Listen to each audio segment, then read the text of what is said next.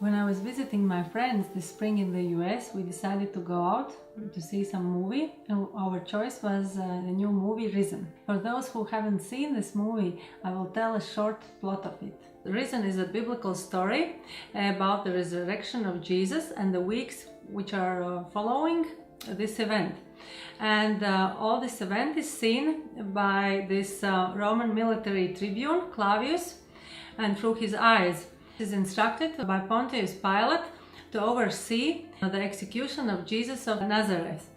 I went to this movie with no big expectation, but it was very, very good. It was more like the thriller, really, and it was very creatively made. And it was very interesting that first time in my life I felt like I'm taking part in this movie, like really I am there, and that I am participating in what is happening there. When the movie finished, I had this feeling actually that I don't want to leave the movie theater. I don't want to go out in the real world, but I want to stay there. I want to stay there with Jesus. I want to stay with disciples, and I want to witness everything that they will do afterwards when the movie finished. And I was very touched by three moments in this movie. When Claudius entered the room and saw Jesus after resurrection, sitting down with his disciples and having just a talk and enjoying their time together. And then I enjoyed the moment when Jesus healed the leper, and also when Claudius had a personal time with Jesus. And I will never forget this face expression Claudius was having when he realized that Jesus is for real, what he was saying about this special moment. Claudius has an irrevocable moment in his life when he walks into a room hoping to arrest these disciples, and he comes face to face with somebody who has never would have dreamed he would see again in the flesh. I was thinking that there are many people on this planet who think that Jesus is just a fairy tale, but it can come a moment in their lives too that you just realize this is for real, and this is a really life-changing experience.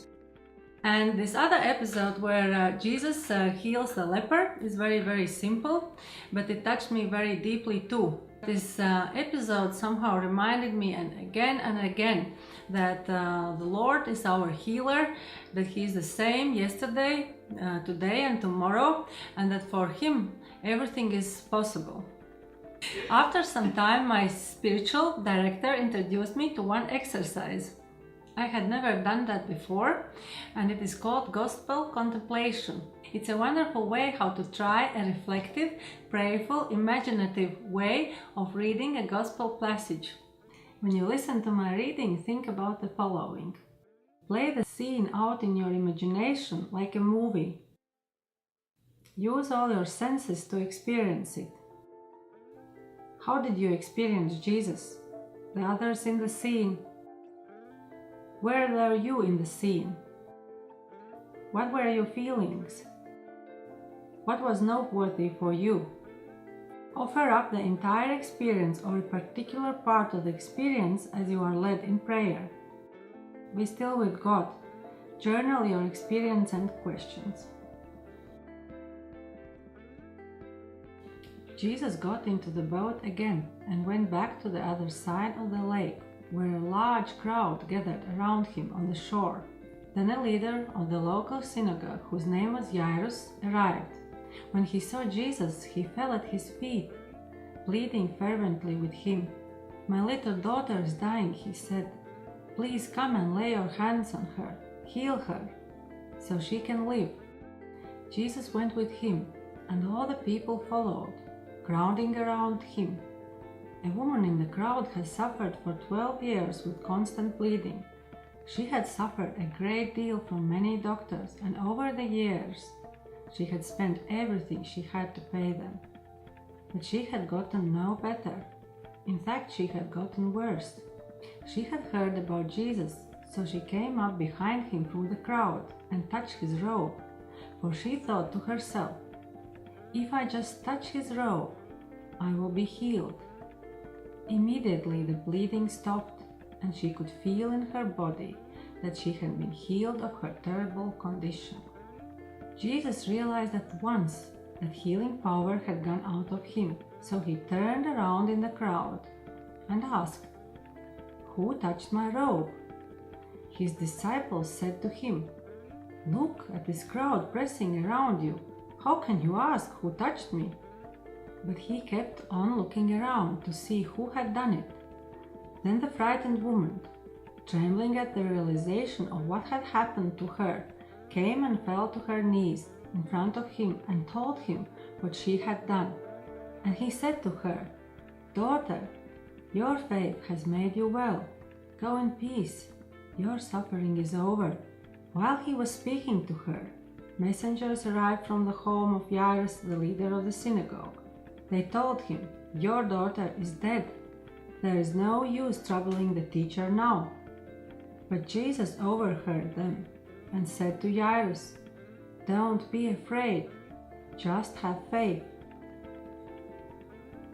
Then Jesus stopped the crowd and wouldn't let anyone to go with him except Peter, James, and John, the brother of James.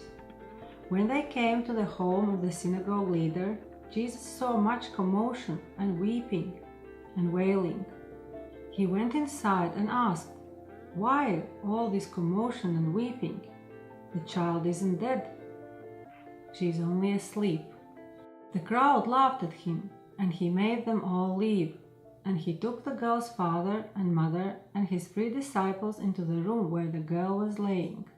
But he made them all leave, and he took the girl's father and mother and his 3 disciples in the room where the girl was lying.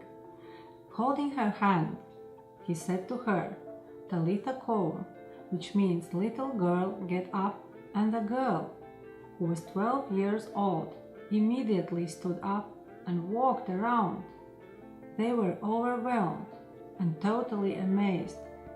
Jesus gave them strict orders not to tell anyone what had happened, and then he told them to give her something to eat.